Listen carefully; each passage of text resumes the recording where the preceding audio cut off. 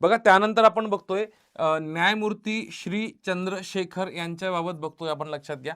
यांच्याबद्दल एक तारीख लक्षात घ्या. 5 सप्टेंबर 2025 रोजी मुंबई उच्च न्यायालयाचे मुख्य न्यायाधीश म्हणून यांनी शपथ घेतली. मुख्य न्यायाधीश म्हणून कोणी शपथ घेतली? श्री चंद्रशेखर यांनी शपथ घेतली.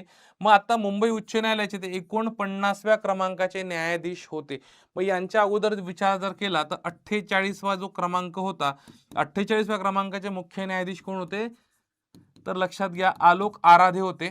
आलोक आराधे हे होते, लक्षात असू द्या.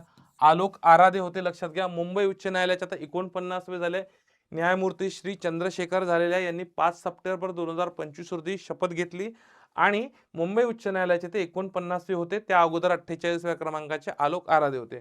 मग आता न्यायमूर्ती श्री चंद्रशेखर यांचा जीवन परिचय आपण जर थोडक्यात बघितला तर यांचा जन्मही सुद्धा आपल्याला महत्त्वाचा आहे.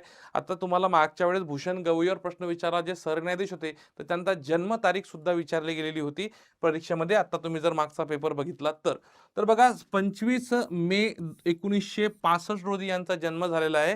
राजस्थान या कुठे कुठे राजस्थानमध्ये राजस्थान नाही, सॉरी, झारखंड राज्यामध्ये झालेला आहे. 25 मे 1965 रोजी रांची, झारखंड येथे जन्म झालेला आहे.